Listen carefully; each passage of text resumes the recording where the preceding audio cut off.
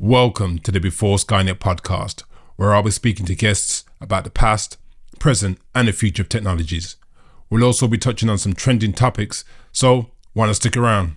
It's going to get interesting. 5, 4, 3, 2. Welcome. Thank you. To the new podcast. It's been a while since I've actually done one of these. How long has it been? I think it's almost 2 years now. That is a while. Yeah. That's a lot of days. Yeah, I really enjoyed doing it previously, but a few issues happened. Yeah. Took some time out, and COVID happened as well. COVID happened as well. Well, COVID was happening when That's we were true. doing the podcast. That's true. Yeah. But, it was a good experience. Yeah. And learned a lot of things from it. And because I had the love for it, I thought let's do it again. But this time I solo and bring some of my favorite people onto the podcast. I'm your favorite person. Yeah, one of my favorite people. All right. Okay. So how do you want to introduce yourself? You can give me your full name, or you can just give me part of your name, or you can give me your alias. Totally up to you. I'm good with Annie. I quite like that. Yeah? Annie? Yeah. All right. Annie's in the building for episode 1 of the first series of the podcast. Welcome, all at home or online, if you're listening, visually or just audibly. Audibly, that's the word. Audibly, yeah. Okay, so this is the first episode of Before Skynet. As some of you may know out there, I'm a geek at heart. Nothing but tech goes through my mind 24/7, 365 and 366 on a leap year. So yeah, as you can hear, I'm a geek. And if you checked out my other channel, Flux Automate, you can see a lot of the things I've been doing and projects that I've been working on. So one of the main reasons that I decided to do this podcast is to just dig deeper into the tech, like where tech's come from, where is it going, the future of tech, and what problems that it could be causing, but also how it could be resolving and helping people day to day in their lives. So what I'm going to be doing over the next few weeks, months, hopefully years, is bringing a lot of my closest, dearest friends who I appreciate that they come along and spend some time with me, and just talk to them one-to-one about their experiences with tech, where they see it going, and just have an open and honest conversation about technology and the future. The future is technology. The future is tech. It is. Nothing but the tech. You say future, but that's happening right now. Right now, as we speak. Yeah. Right here in the room, we have an Insta360 camera. You can check that out on my channel as well. I'm just plugging everything. But this is a 360 camera that allows us to see both sides and also all around the room. We have a few other bits of equipment, which I'll probably do a little bit of a show on it. And, to put a podcast together takes a few pieces of tech. I think it's mostly all of it, isn't it? Yeah. And yet your questions are written on a piece of paper. Yeah. Which is good. So if you're not watching, you can hear I have a sheet of paper with all my questions. And yeah, I think we'll dig deeper into, why I used a piece of paper compared to using the technology that I have. We should talk about that. Yeah. I guess with different ages, depending where you grew up, how you grew up. Yeah. You might use tech in various different ways, Yeah. Or maybe it's just your preference. It feels better sometimes to write on a piece of paper. So. Yeah. Even though it's what they call it, chicken scratch. I think my one is chicken scratch. Yours might be slightly legible. It's yeah.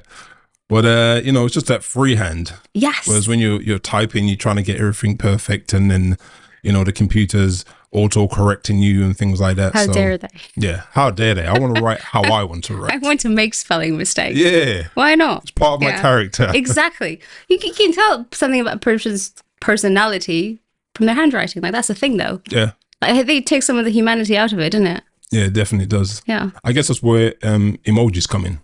How people use emojis differently, right? Oh, I never thought of it that way, actually. But that's interesting. It's different. I didn't know that. It's different. Emojis. It's a good word.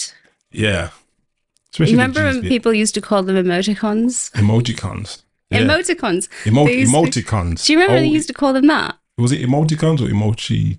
Yeah. No, they're emoticons. emojis now, but people used to call them emoticons. So, I'm just dating both of Yeah. us, essentially. Yeah. Oops. I ain't that old. No, he's not. I'm older than him. It's fine. I wish. But yeah, so there's a bit of a discussion about technology, but I really want to, go into questions that just open up the floor for us to talk about things more in depth. But before that, I'd like to, get to know a little bit more about you and you share that with the audience. So as I said, I have my trusty, reliable piece of paper. Even if I spill water on it, it's still legible. Whereas with a lot of tech, when you spill water on it, you're kind of stuck. It's dead. So my first question is, what has been your connection with technology? So you can speak about this from any different angle that you like. You could be current or past. But how do you feel about technology right now? I think, as far as I can remember, it's always been a part of my life. Mm-hmm. Like being a millennial, like as I was growing up, the very first thing I remember, the earliest memory I have with technology, I guess you could talk about video games. My dad loved playing like first-person shooters. Mm-hmm. One of the first games I ever played was Wolfenstein. Okay. I remember that. Yeah. And because we were very little, and my brother and we were both useless because we were children, we would both play it together because we weren't good enough. Yeah. So we'd like be both on the keyboard at the same time, trying to, shoot the bad people. Mm-hmm.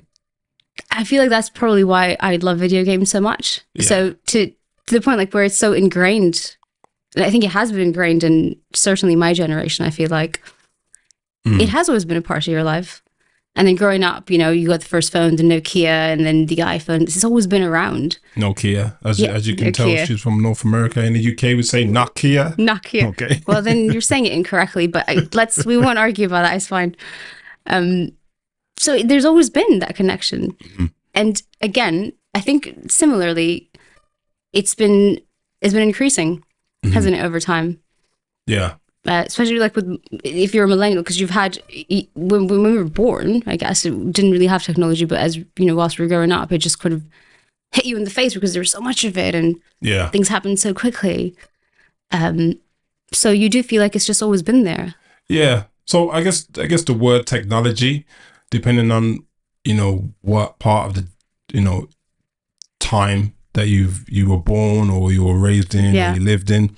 So if we talked about, say, for instance, the automobile when it was first created, I guess that was tech to them, Yeah.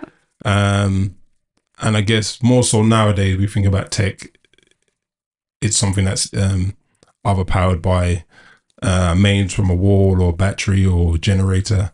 So I'm assuming many people nowadays see tech as something that needs power, but is that the case, do you think? That's interesting. No, I guess you're right. When you say it that way, you're absolutely right. I guess it's relative because the first person who invented the wheel, that was technology, wasn't it? It was. But you're right, because when I think about it, it's exactly what you said. I would think about it as something, because what did I say? Video games, PC. I guess it is relative because it's not what you had before, and it's something that improves, your experience, your life in a certain way. Yeah. So yeah, I never thought of it that way. That's an interesting point. Yeah. So, as that was one of the first questions, and I'm sure, that question will interweave between all the conversations that we're going to have today. But also your first memory of Useful. That's a problem with, handwriting. You sometimes can't read it. You can't read your own especially writing. at that angle, and the light from the camera is shining on the paper. So your first memory of how useful tech was to you. Useful. Yeah. So when was that if you can think back, when tech was actually useful rather than something that you enjoyed using, but was useful in life? I feel like there's probably when I was a bit older, because I thought about this question. Like, you can't say video games, but I think actually, like, practically and useful, I would say maybe when I started like working, like got into things professionally, because then you really realize how, like, having a phone now is, you could equate it to sort of like having a laptop, having a computer. It does all these things for you. Yeah. It was when adulting had to happen. Adulting. That's it. Because then you'd realize there are all these apps and things that make your life easier. It was definitely then. But before that, when you were a lot younger, so I'm still younger. Okay, so what kind of age? I would definitely say when I started working, like being independent. I think it does help you become more independent as well. I would say around that time. Yeah. Because before that, it's just like, it's all entertainment, isn't it? Yeah, so... So like, well, when you're younger, yeah, I guess. I don't think you apply or you can't always see the practicality of something until you're at a certain age, or you've had, experience in your life. Maybe that's just me. I don't know. Yeah. What do you think? I guess it depends on the individual, really. You know? For myself, if I just was to answer that question, was the remote control on the TV. How old are you? I think our first TV that had a remote,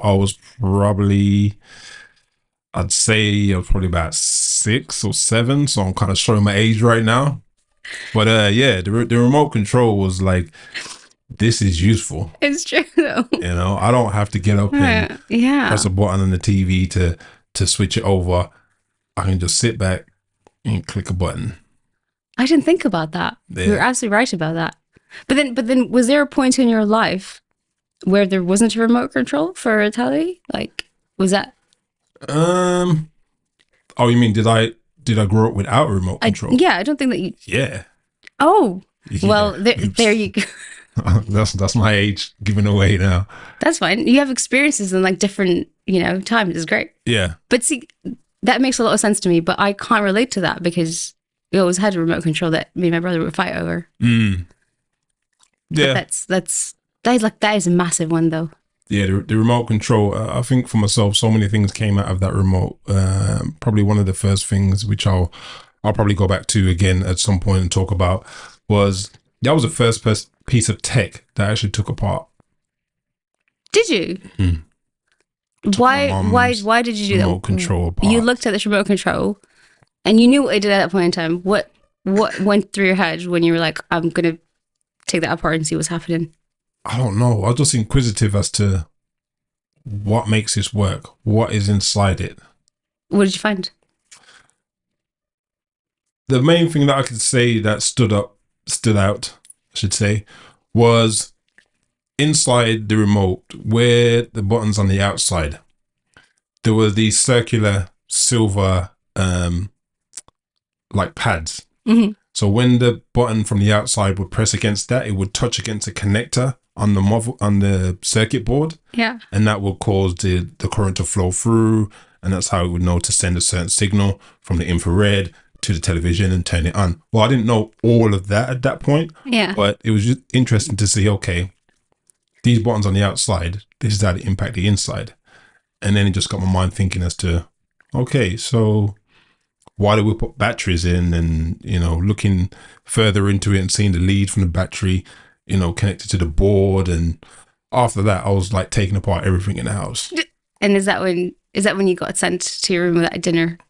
Because you're like, stop doing this, Lyra. Luckily, I was good at it. So I was able to take it apart and put it back together without anybody knowing. That's actually amazing. Yeah. So first of all, I didn't know this about you. No? No, I didn't. And like, that's like being that young and be able to do that. Or even, having the capacity to be like, this, like there's something to this remote that's more than just like what you're looking at, and you can take it apart and there's something going on inside. Yeah. That is resulting in me pressing this button and the channel changing. Yeah. I was very stupid. I just pressed the button. I was like, yay! It works. Yeah. That's very much me now. So yeah, it's great. I don't know where that inquisitiveness came from. It may have been other things that I've been watching on the TV at the time. I was into watching programs like Battlestar Galactica, which was like futuristic. Buck Rogers, Don't know if you know about that, but anybody out there, biddy, what's up, book? So that's a blast from the past. So yeah. And those kind of things for me was, then I started imagining more about where we're going with, these new pieces of technology that are being built and created. And, if we look back to those entertaining films to where we are now, Yeah. it's really interesting, like how these things have come to light, especially I'll name a couple of TV shows. One was Star Trek. Yes, classic. Yep. So those shows came on, were created before I was born, actually, just to make Just it clear. confirming. Just confirming. But it was still being created when I was born. Yeah. But there are devices in there that that we see today. I don't know if you can think of one.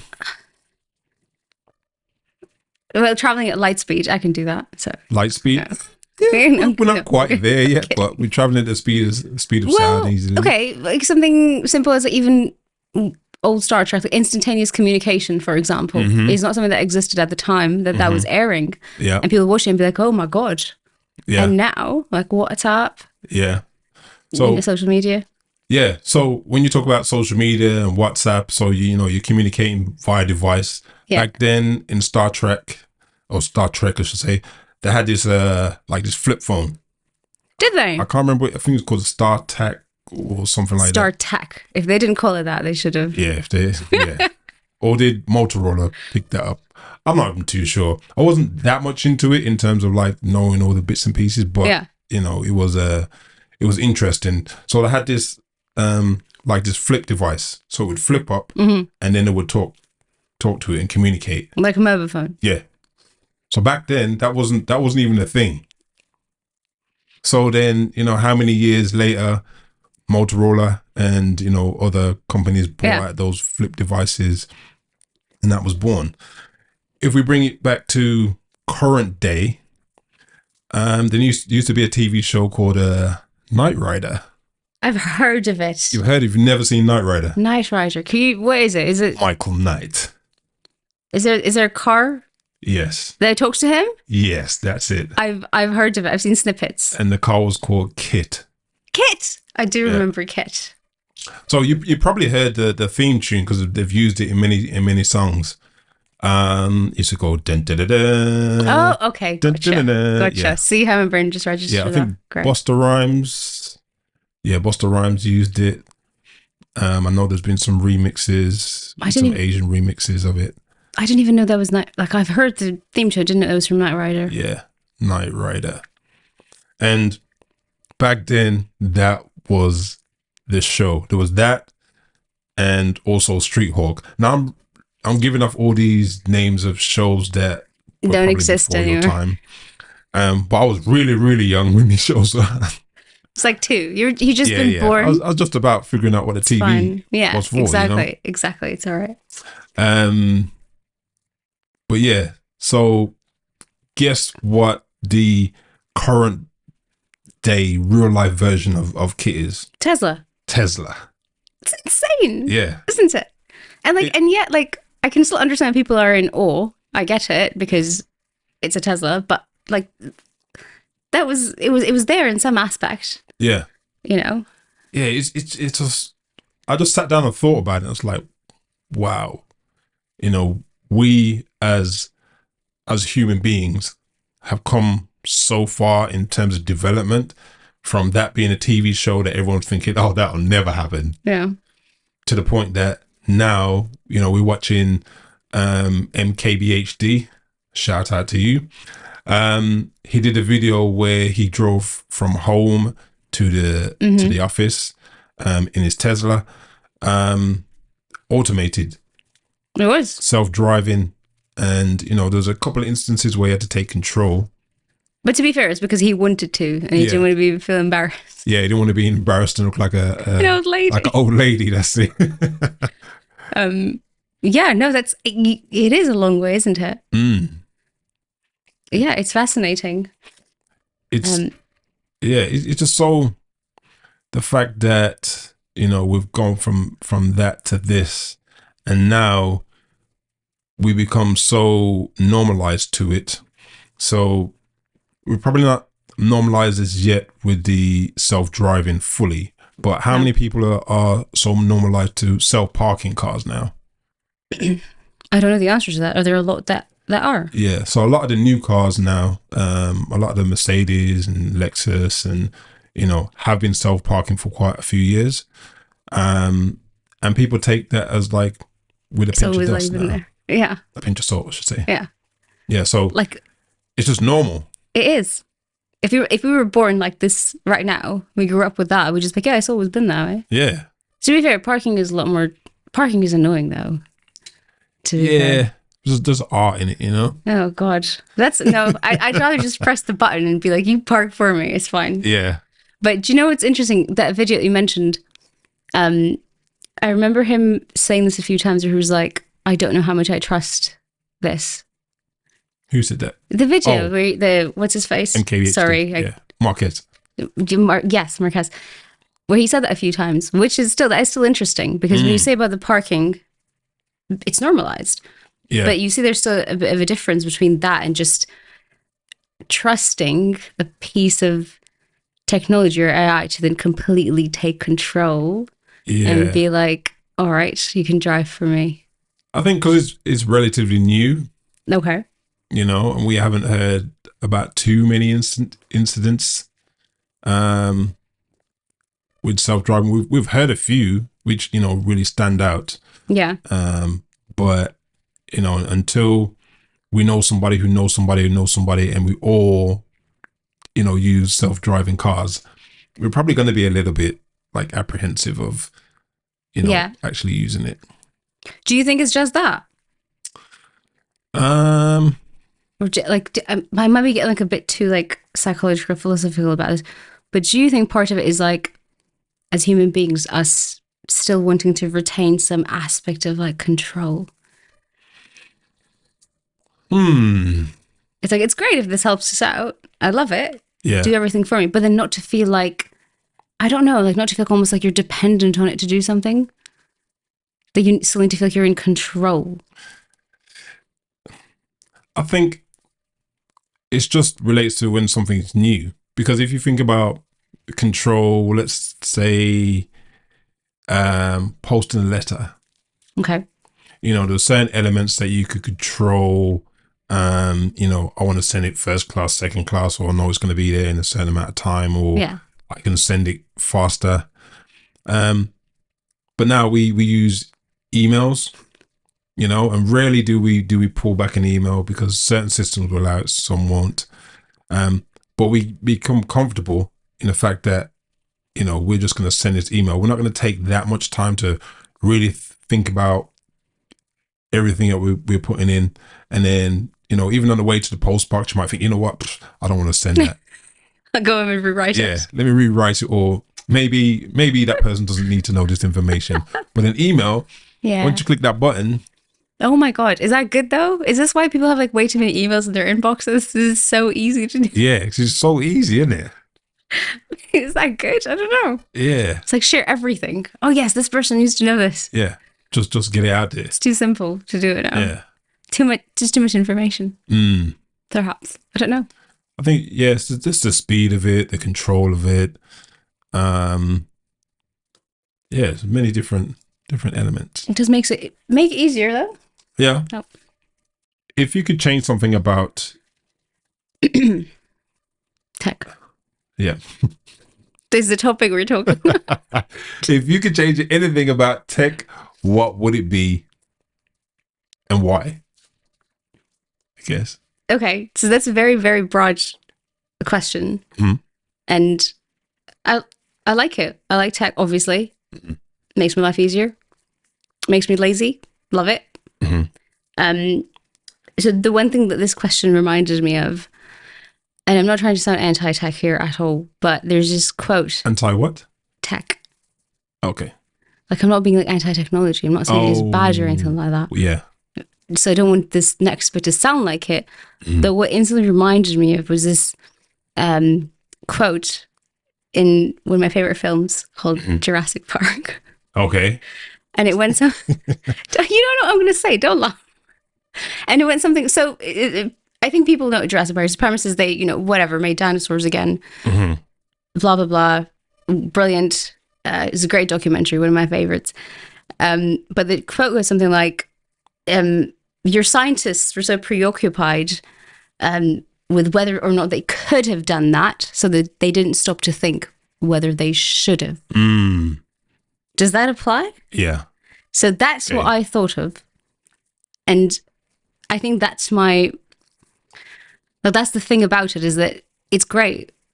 As human beings, we're capable of doing all these things, and we're constantly improving everything around us. And in essence, it helps us to improve ourselves, and that's fantastic. Yeah. But do we take enough time and even, stop to ponder and wonder about what the repercussions of that might be, or how it might affect things that you don't even think about, like socially, culturally, environmentally, in whatever way. And it's not an issue that I have with tech, but I can understand, because, I can imagine myself in that position. You get so excited. You've discovered something new. You figured out a new way to do something. Yeah. Amazing. Yeah. So I'll go back to, taking that remote control apart and, being inquisitive to see what it can do. Yeah. Being so involved in that. And if I had the ability of, would have, added extra buttons or done something crazy with it, I don't know what I could have done with it. But I guess that's where the developers and the scientists are at this moment. They want to see, what can I do? Yeah. What can I bring into the world? How quick can I do it? Can I do this before somebody else? Yep. That's fair enough. That's very accurate. I think you said it better than I did. It's a curiosity. It's people being inquisitive, 100%. Yeah. But yeah, that last part of it, from what I said, still echoes, is that, you didn't stop to think whether you should. Yeah. It's just, there's no answer to that, because I think that's where, like, the advance, the progress of technology will always be, or so far it has been, a lot faster and quicker than our understanding of it so many times. Because even now, with what's very popular, ChatGPT, even now, this has already happened. This is still something it's not even in production. People are using it. Yeah. But even now, the creators of it and people are using it and examined it, there's still so much they don't know. Yeah. Questions they can't answer. And yet, we're still so adamant on, okay, let's just keep seeing what it can do, which I think is fantastic. But let's not put the other things in the back burner. Yeah. It's that people just want to be, it's the fame, or it's, to go down in history as I was part of this, or in my legacy, Maybe. All those vain things as humans. Do you think so? Yeah. I mean, I'll be very honest with you, and I sound very stupid. I have no idea who created ChatGPT. I don't know that guy's name. Yeah, me neither. So he's doing a good job. But to his community and the people that look up to them, they are, they're the Michael Jacksons of the world right now, the Chris Browns of tech, It's fair enough. And only if you're into that kind of music, then you'll know about them. But I'm sure at some point, they will be more visual, depending on, the next chapter of their careers that they need to be establishing, and, letting people know, I was, part of building the ChatGPT platform. Oh, he should just change his name to that. What, ChatGPT? ChatGPT. What does the GPT stand for? I Googled it earlier today and I've already forgotten it. So it's something that I'm not clever enough to remember or understand. Yeah. But that's fine. You can just ChatGPT it. Yeah. You guys out there, ChatGPT, put it in the comments and let me know. Because you're not using Google anymore, apparently. Yeah. I feel bad for Google. Google's old school, I feel bad for Google at the same time, though. You can still use Google for simple things, Yeah. ChatGPT is like a grown-up version of Google. It's a grown version. It's an evolved version. It might not actually be a grown version. reason why I say that, and some of the younger generation people might want to try and get at me with this, but if you think about like newer technologies were more so with the younger generation of people, so it's grown in the sense of it's developed, but it's adapted by the younger generation, and that's mostly how technology works, right? Okay. The younger generation adapt to new tech quicker. Yeah, that's true. Because they're born into it and it's part of their life. So, yeah, that's just down that. I don't know. The ChatGPT thing is. How do you feel about it? You used it for like I've substantial things, or like important things, I suppose? For nothing important. I've just tested it to see how well it works. I haven't put in too much of my own personal data or information into it, just for you guys out there, just to realize this is a system that is learning everything that you put into it. It's using that information to make itself better. And it has the ability to probably like relate it to who you are, the email account that you create. At some point, it's going to know, okay, this person had asked these questions, got this information. So it's taking me down the lines to understand that this is the person that is part of a particular industry. There's questions that you could put in there, like how to build a good relationship.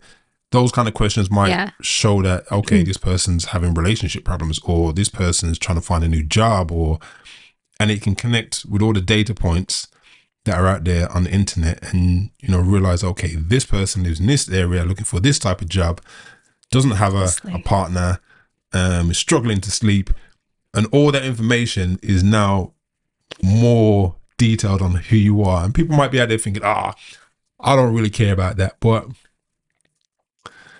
it will come back to haunt us at some point. I agree with you. First of all, that's why you use like a burner email account. Oh, burner. You don't give it perfect. Yeah. And in my case, I'm glad it doesn't actually know who I am, because it will send me the mental stuff. But no, I agree with you. But I thought of this now. It's gathering all this information. It's now a learning model. And I am aware that it's not doing it for, it's doing it for its own reasons to get better. But do you think there's some part of it where if you're using it on a regular basis and it's learning all this stuff about you, is it also to, help you in some way? The same thing that kind of like what Alexa and all those things do is like personalized things for you. One of the most interesting things that relate to what you just said is when YouTube started to provide you with videos in and around the things that you were interested in. So the algorithms that it used to start creating. So if you watch certain videos, it would start pushing. Do they do that? Yeah. God, I still haven't noticed because they're horrible. You don't watch enough of it. That's what it is. Probably. I don't know. A few years back, I'm probably saying it's probably like 7-8 years ago, maybe. That wasn't the case. So you'd have to really search for what you want. But now it understands what you're interested in, and probably knows what time of day you're interested in it, and it also allows them to push certain content to you, like advertisements. You may have noticed, you might have been looking for something. I don't know, you could be looking at a new car, for example. And next minute you see all these car advertisements. So just a point for anybody out there, if you are looking to buy something, a gift for your partner, try and use a browser that is in incognito and don't look it up on YouTube. You've clearly had experience with this. Yeah. So, I was going to get something for my partner, and all of a sudden, because I started looking at those things through a browser, the Google browser, which is a connection to YouTube directly, we start getting these advertisements for this particular product. Yeah. And luckily, I was able to just be like, I don't know why these videos are coming up. But then I realized that it's because I've been looking into it. So now it's trying to sell things to me. And you'll see that in your browser. Yeah. But it's very interesting when you start seeing it in YouTube. When you're not aware of it, it's what's the word? Reinforces? Yes, reinforcing that purchase, what they're trying to sell to you to get you to be always thinking about it. Do you think that works? Do you think that's worked on you at any point in time? I guess, I don't even know if we can honestly answer that question. I would say yes, to a degree. When I used to watch a lot of sneaker videos. Wow. It You'd buy would show me sneakers more sneaker anyway. videos and more sneaker videos. So then I felt like, I needed to get those new sneakers that were coming out. Yeah. And it wasn't necessarily direct advertising from there, but it was just the shows that I was watching. But then I realized once you move away from that, start watching different content, and then remove them from your what you subscribe to, and a few other things that you need to do, then it will stop showing that content, and then it frees your mind. Because at one point I just thought like every Friday was like, okay, prepare for release on Saturday morning or during the week. I'd look on YouTube and it would tell me all this information. But once I cut that out of my viewing, you realize that your brain then doesn't really focus on those things anymore, and they become less and less relevant to you. Yeah. But the marketing behind that is to just keep giving you what you need for you to go and purchase, to put your money back in their pockets. Yes. I think that's the entire point of those algorithms. And they work, unfortunately. But I get to a point, like what you do miss out on is, again, you will never see out anything outside of that kind of bubble. And I'm sure it works with like Google searches and things like that as well, like in general with the internet. Yeah. And then what you miss out on is everything else. Like in terms of just expanding your mind or whatever. I think that's like been a common theme with like Twitter as well. YouTube, Facebook, like the algorithms. I don't know how that helps. I'm not sure if it does. It could help if you watch motivational stuff. Not everybody does. Yeah. You've got to tune the algorithm to work for you. Imagine that was a possibility. Yeah. I don't know how you would do that. There's a way around it. When you want to watch junk, then Different you log account. into one account. That's exactly what I do. And when you want to focus on good stuff, you go into another account. Burner email. Yeah. It's And a great. YouTube account, Yeah. Well, it's connected to your email, isn't it? Yeah. That's what I've been doing. Yeah. Maybe that's why I don't like see random things. I don't know. But that's never been an issue for me. Okay. I haven't been brainwashed yet. Haven't been brainwashed. Yet. But the thing is, you're probably brainwashed And I don't so know well, you didn't even know. That's quite good. I need to go away and think about that. Yeah. And watch a lot of YouTube videos. Yeah. Or those cat videos. Those are good for me. You don't understand. That's not the reason why I have 40 cats. I just love cats. Yeah. I'd like a cat. I'd like a robot cat though. Oh, Jesus Christ. And I can switch it off after. Okay, so moving on a little bit. So this is an interesting one. So how do you think tech will aid the older generation? So not me, but people older than me. I wasn't going to. I'm old. What's interesting is that you've asked that question and you just mentioned robot cat. And one of the first things I would like to mention, so they do, what are they called? They're not virtual pets, fake pets, robot pets. Yeah. They do robot pets. Okay. They do robot pets, but genuinely for the elderly, I think it's like a starship or something. I can't remember what it's called, which is probably a good thing. But they do robot pets for older people. So that is one way. And I'm bringing that up first because you'd mentioned a robot cat. So maybe you're one of the target audiences. I don't know. Robot cats. Robot pets. Robot like cats pets. and dogs. Because they don't require a lot of like care and attention. You can still feel like... And it was a thing even back then. I remember I got a Furby for one of my birthdays ages ago. That was a robot thing, wasn't it? See, that It was that so was annoying. the introduction of getting you used to these. I still have it. Yeah. I mean, Still I have don't Furby. use it. I have it because like my dad got it for my, I don't know, 9th birthday or something, just kept it. But a lot of ways, the elderly, they have, what was I reading about the other day? They have this VR headset thing. So it works in two ways. These are two separate startups, companies that are doing this. One is that you can use one of these headsets to kind of understand. So it puts you in a simulation where you experience that virtual world as somebody who, for example, has Parkinson's or Alzheimer's or any kind of, muscular dystrophy, things like that, so that you can understand what it's like to be in their shoes. Okay. Which is a massive thing because I don't think people always can. And then going on from that, the next one, the other one's where they have that VR tech for people, the elderly, usually who are recovering from, the aftermath of stroke, and who just have who are in physical therapy for various reasons. And it creates a simulation for them. So it creates scenarios like you're going to the grocery store, you're picking things up from the thing, exercise essentially, but making it less cumbersome, I suppose. Okay. At the same time, it tracks the progress. You're making it quantifies, the progress, the data and stuff like that, and records it. Wow, that's quite interesting. Isn't that amazing? Yeah. I never really thought about that. I wouldn't have. But that's something that they're working on. I think some people have access to it. And then the other thing was it was like a Fitbit, but for the elderly. Again, it would report back to, I guess, the care or somebody else, vital signs. Like if they've had a fall, yes, it would report that, and then it would call the ambulance as well. Yeah. If it thinks that it's they've had a fall, like if the vital signs change and things like that. Yeah. If they're getting enough oxygen in their blood. That's amazing.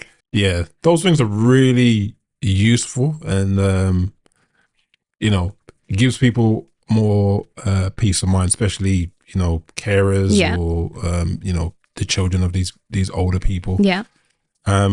Just to know that that person's safe.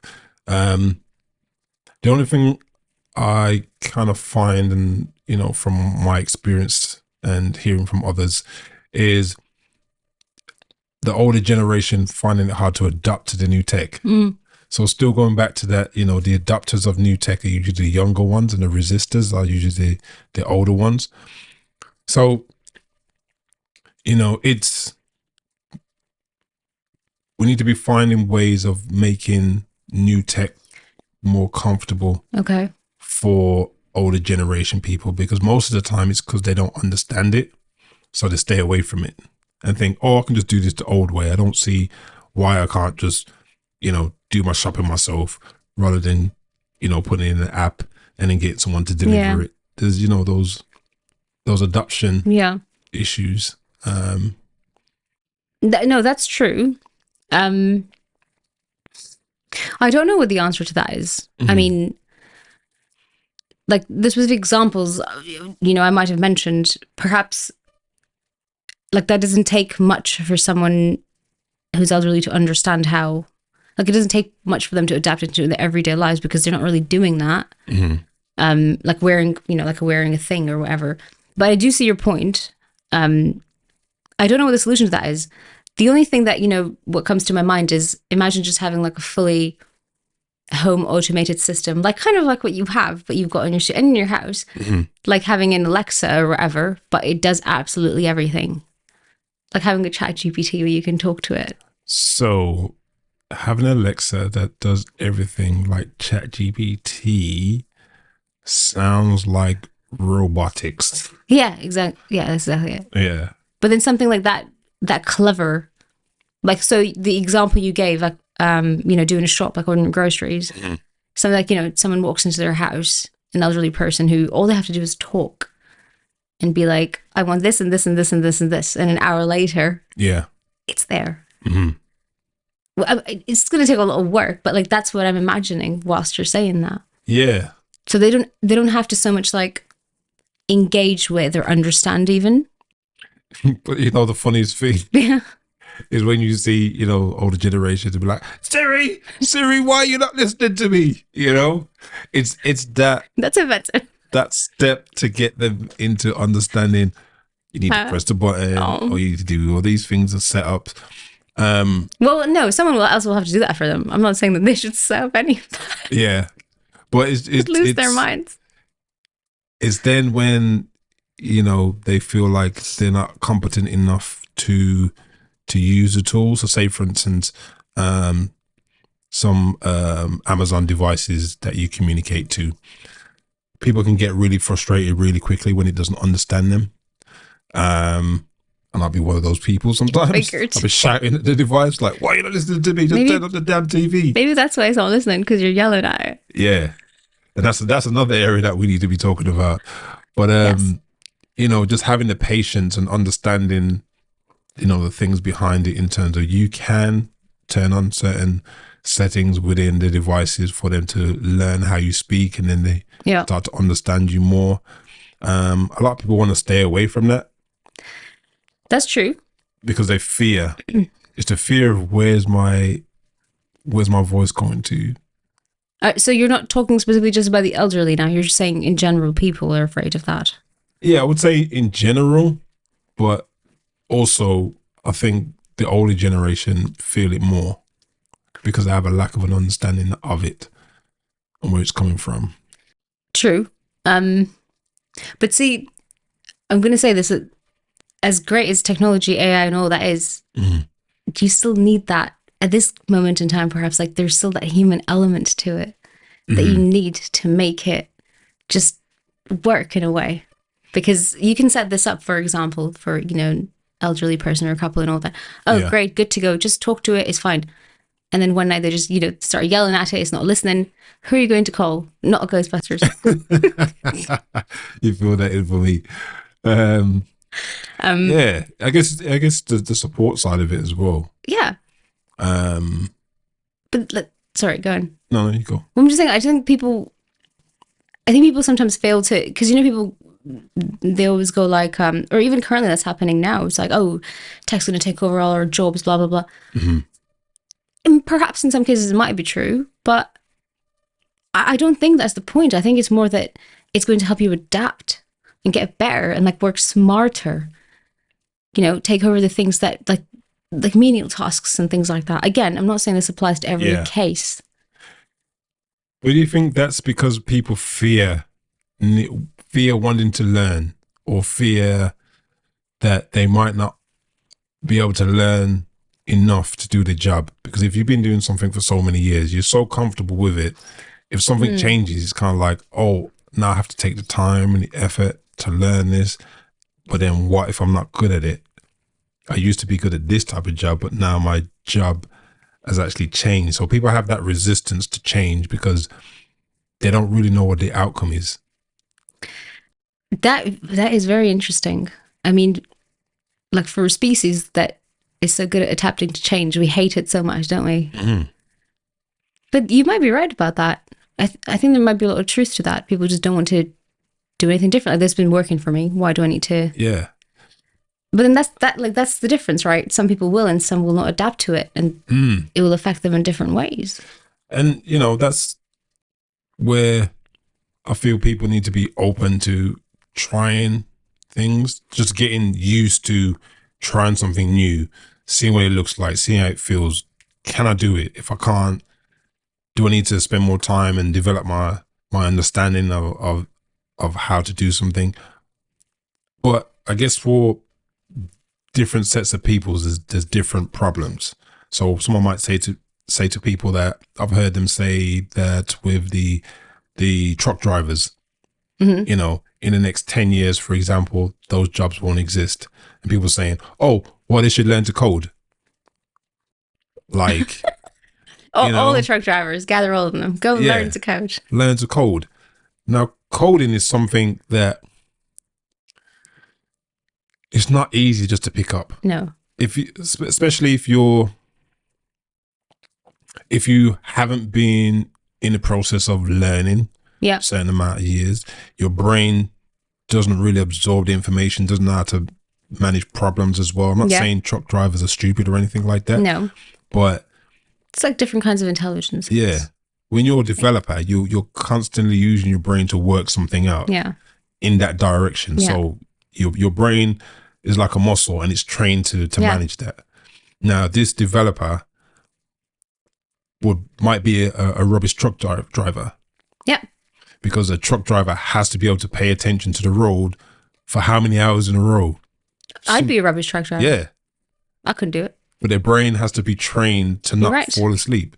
So there's different ways of looking at it, but just for us to suggest that people should be able to pick up new skills, especially when they don't know what's out there and how it's going to impact them. They're just told, you need to redo this, you need to understand how this works, and it's kind of like, well, are you gonna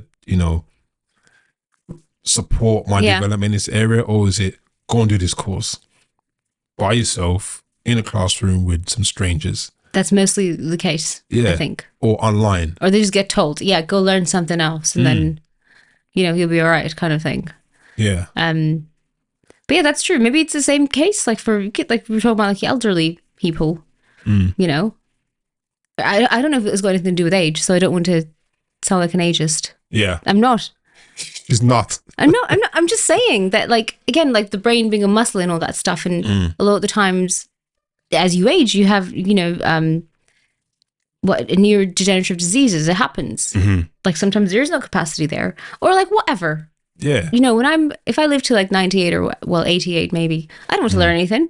You're absolutely right. I'll just be like, no, I'm not fussed. And your brain slows down and reduces its capacity to learn as you get older. It's true though. Yeah. That's no excuse to not learn new things, but it's just not as much. Yeah. It doesn't. You don't have the same elasticity. Yes, you're right. So, when people say,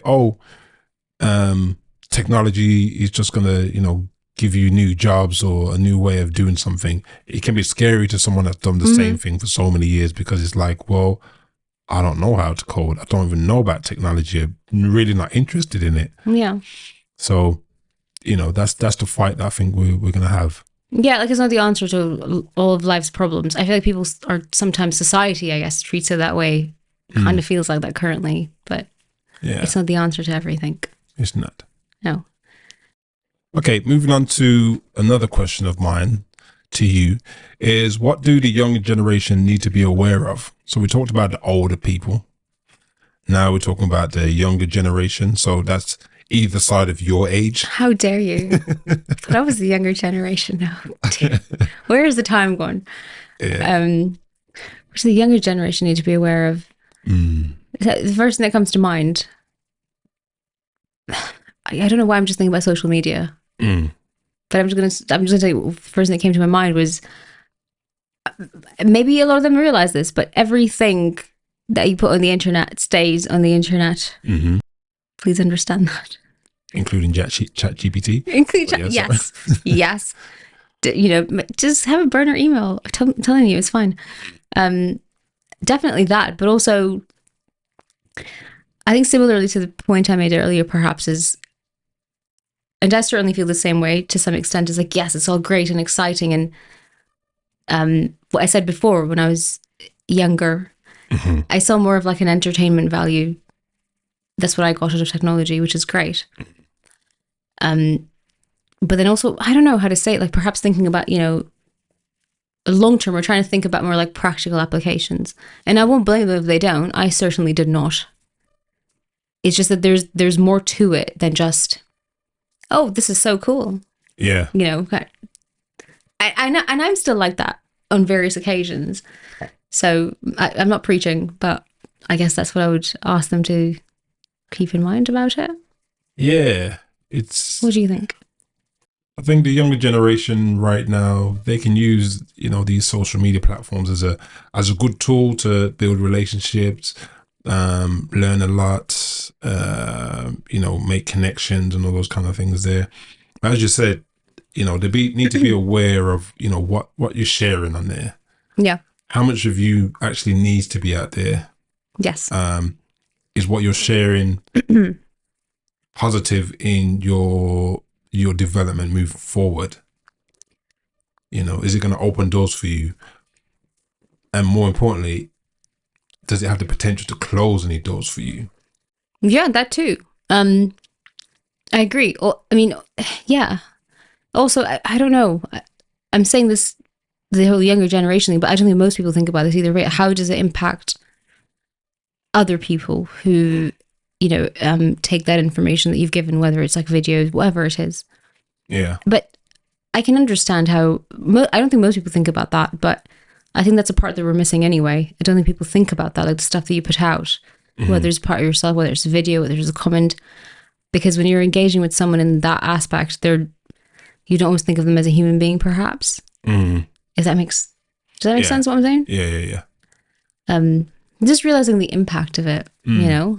Like, yeah, it's all fun and games, but stop. Yeah, there's a disconnection when it becomes online compared to Yes. face to face, right? Yeah, like you're desensitized. Yeah. I think also, for the younger generation is, I've spoken about them being early adopters, and there are, a good subset or a good set of that generation that are really on it, really trying to figure out what's going on. How can I use this? How can I use that? Yep. And it's good to be aware of it, but I would say don't let technology cheat you. What do you mean? So let's talk about ChatGPT Okay. specifically.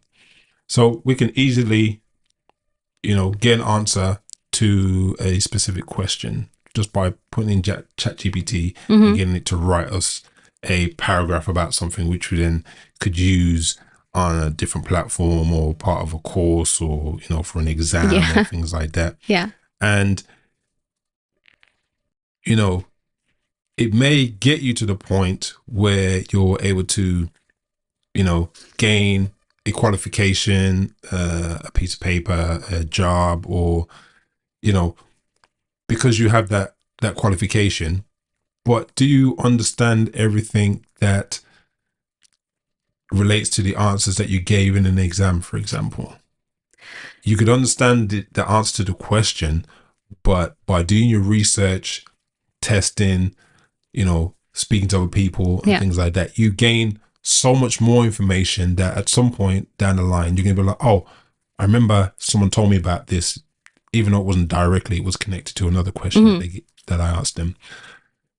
So it provides them with a lot more information and resources, and it, by using their initiative to do that. Whereas you could just get qualification, get a job, but then you're not really that smart. Yep. I mean, this has been happening recently, hasn't it? Or like people are worried about it. Yeah. And even before ChatGPT, people just Googling things. You can Google it, and you can get your answer. Are you going to read the whole article? Are you going to look at the references in there? Where's that information referenced from? A lot of people will just see a paper, take the information, use it. The referencing, if you go back to who wrote it, are they credible people? That's true. And this is what university got you to do, was to reference. Yeah. So they could see, you're getting that from a particular scholar or whatnot. But nowadays we're moving to the point where there's no referencing going on. It's just, here's information, must be correct. Let me use it. Well, if ChatGPT is giving it to you, which is, it's not always accurate. Actually, that's one of the How do you downfall. How do you know it's not accurate? I agree with you. You're right. It's not always accurate. Yeah, and you don't know. But how do you know? How do I know? Yeah. So you've tested it. How do you know it's not accurate? I didn't test it. Oh, okay. No, because it's one of the disclaimer things on there. Aha. Right, because it's good at gathering data. Yeah. But it might not always be accurate. Yeah. It's trying its best. How many people actually read a disclaimer? Not too many. So I did. The only reason I'm saying that is because people will just be like, here's a tool, let me use it, get the information, it's correct. And if you need to get from point A to point B, that's cool. But if you're trying to get from, point A to F, for example, you need to understand all the other letters in between. Context. Yeah. That's true. I will say this about like Googling things. I don't know this myself because I'm not, a software developer, but apparently like when, people are coding and things like that, they've run into issues. They do a lot of Googling. Apparently that's a big part of their jobs. For developers. Yeah. But that's different though, because it's all facts and stuff, isn't it? Like you don't have to you have to check references and all that stuff. Yeah. I think there's, it's something that I learned as well, same as you, in terms of, developing, they do use a lot of code that's out there already and adapt it. And, it's not always from scratch. I built this whole No. system by myself. No. They've had to use Yeah. pieces of code. Yes. They've had to get some other Yeah. people to support them or whatnot. So yeah. But then on the other side of it, having like doing this just to get qualifications. Mhm. I understand that side of it. Having qualifications is important, Mm. apparently.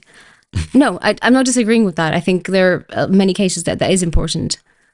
But then that whole field, like education, like that's become a business now as well, isn't it? Like you could know something you could be an expert in something. And I'm Yeah. not saying it happens all the time. I'm sure it's very rare, but you could be an absolute expert in something without having a PhD or a master's or what have you. But Yeah. it's not allowed, Mm. right? Like the value of knowledge. I think in the same scenario, like when people, chat GPTing stuff, I'm going to start saying that now instead of Googling. Yeah. The value of knowledge is gone because on one side, they're just like, no, you have to have this qualification. Oh, all right, then I'm just going to chat GPT stuff. Yeah. Here you go. The value of the knowledge you could have had is lost. It is the knowledge behind it, because even when we think about some of the biggest billionaires, a lot of them don't have a university qualification. Yeah.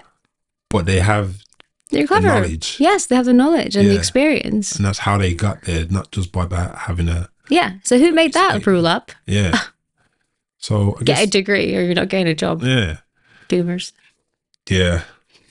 I don't know. I got sucked into that, but So did I. I can say that my degree has helped me with my career, though. It has opened up certain doors for me because I did a degree which was related to tech, What is your degree in? multimedia technology. Is it really? Yeah. I did not know this about you. Yeah. So with that, it opened up so many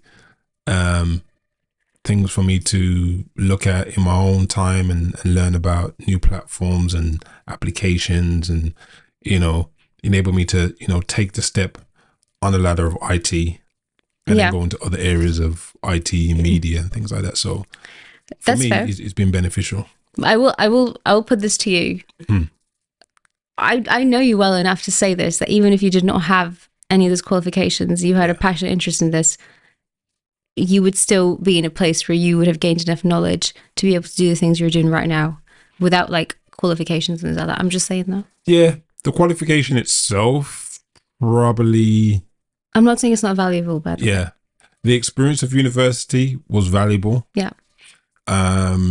The qualification helped me to get into one area of my career. Yeah.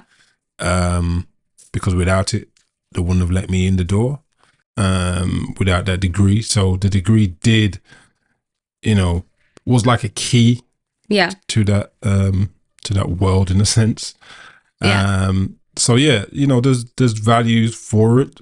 So there's pluses and there's minuses depending on how you use your degree and what degree you actually, you study. No, that's true. I think specifically in that particular area, like having basics of something, like that's a good starting off point, almost necessary.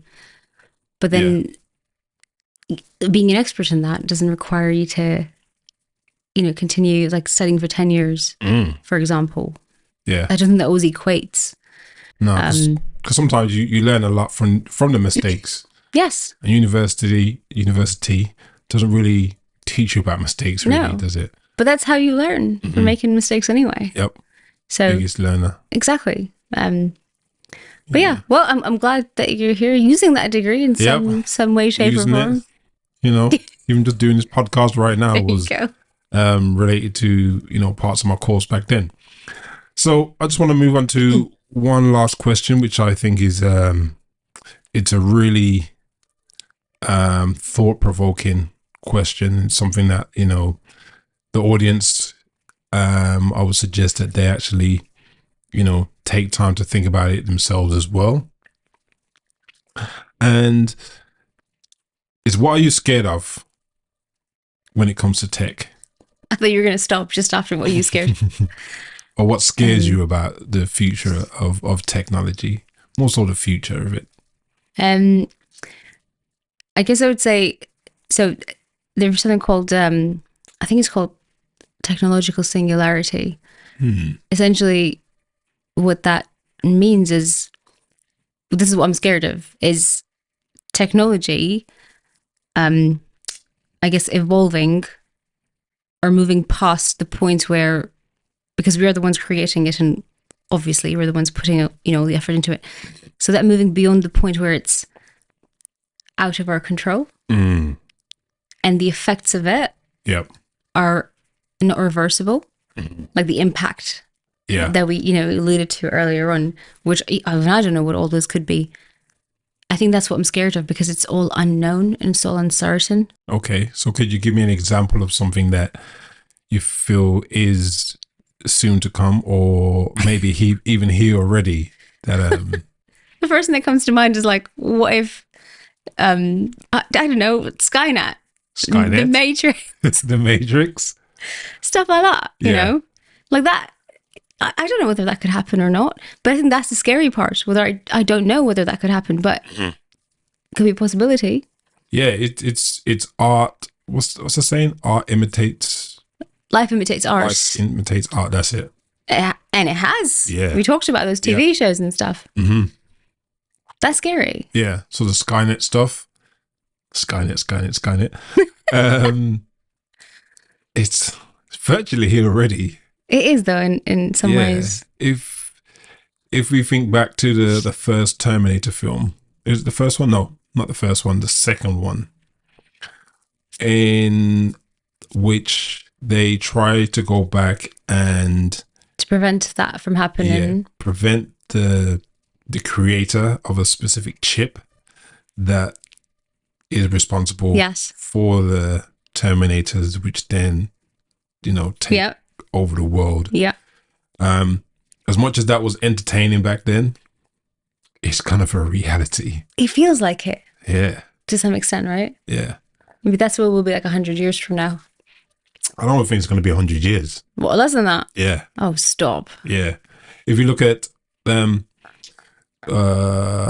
what's it? Boston Dynamics, their robot, I think it's called Atlas robot.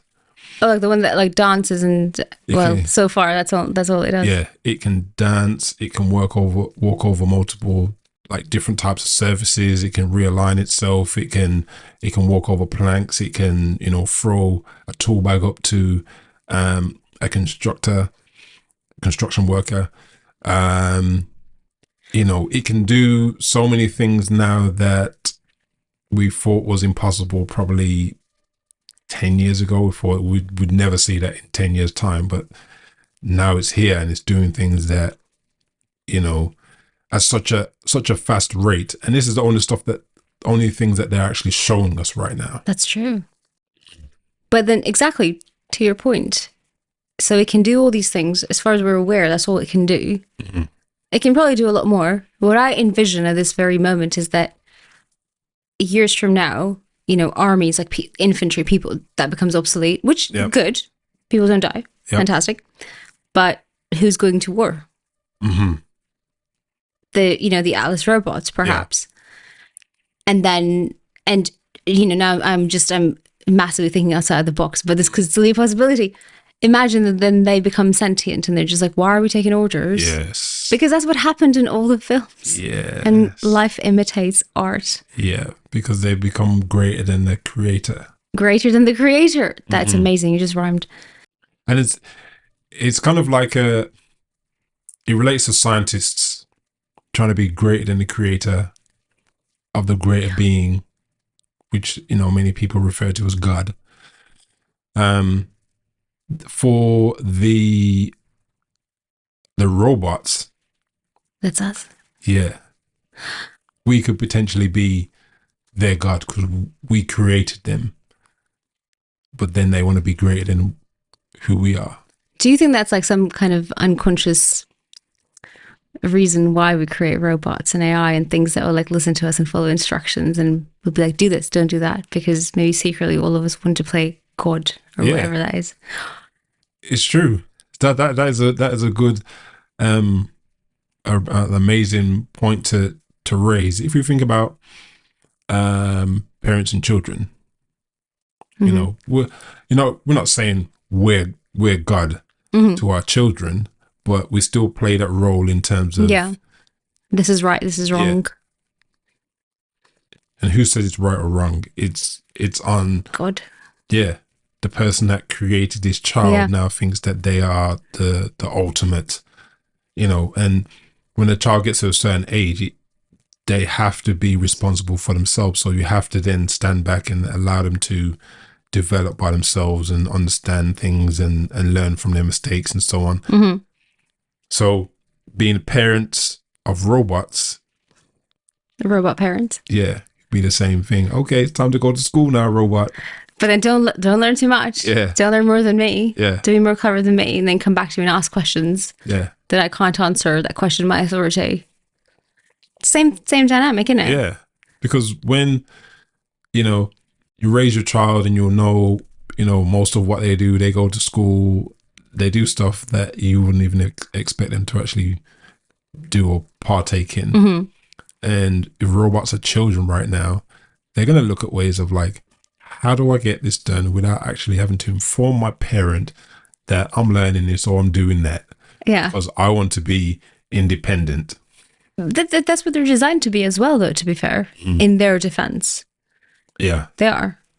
Because they're learning to the point now where they don't have to be taught. So you have these chess playing robots now. Oh, yes. That can, beat some of the top chess players that have ever existed that are still alive today, and they can beat them. And it's not because they were taught that, it's because they learn how to become better. But they just learn by like playing against other people. Yeah. Yeah. So that's a good point. So they're learning from us how to be better than us. Oh my God. And they have access to way more data. They can store it and access it. Than we can. And we can. That is scary. Yeah. I mean, I think you mentioned this before about like, if that happened, it would be like them having us as pets. Do you remember you mentioned that? Like if that ever happened, which I'll admit right now for all the AI and Alexa's listen. Yeah. I'm happy with that. People love their pets. I'm okay with that. But it's still scary.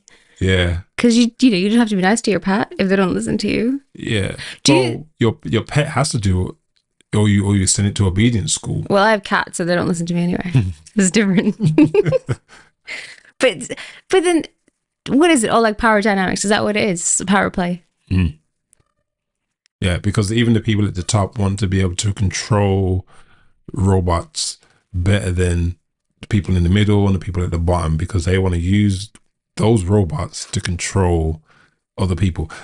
You can relate that to the police force. I'm not saying the police force are just there to, manipulate everybody and control and get everybody to do what they want. But they have tools now that don't put them in danger, which allows them to go into, areas that they wouldn't have before. And I'm not saying this doesn't benefit society by taking out the violence and taking the bad people out, but it then becomes a tool to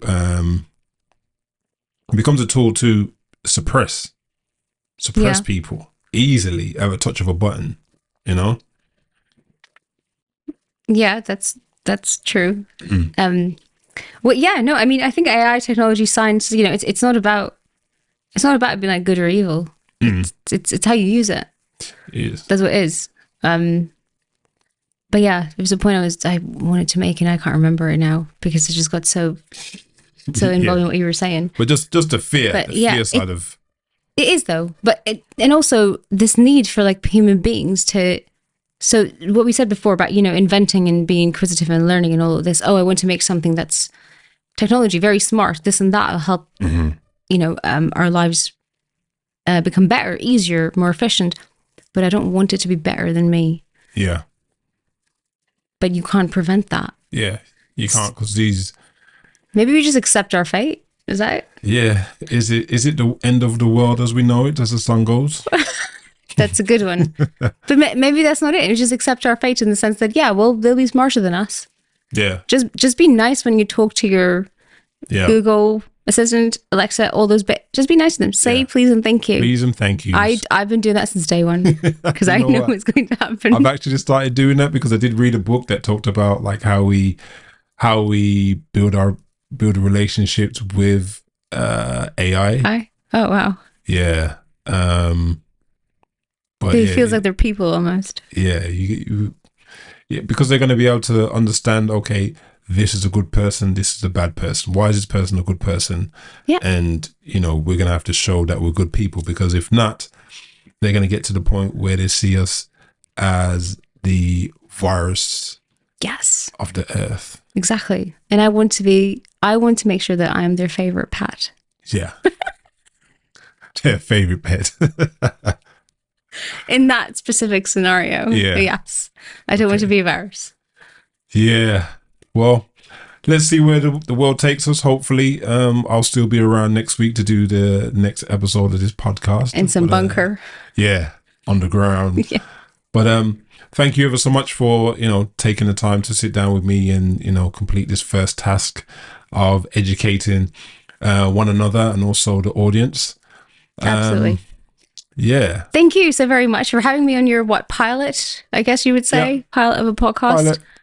Yes, I appreciate it. Not an astronaut, but well, like a pilot, like I know. I'm getting there. One of my dad jokes. But yeah. Okay, so thank you all for taking the time to listen. And if you're watching, I hope this episode has educated you and, enabled you to think outside the box as we do on a daily basis. And I look forward to seeing you guys, hopefully in person one day. Maybe we do something big. But until then, stay safe and keep your eyes out for that tech. Thank you. Cool.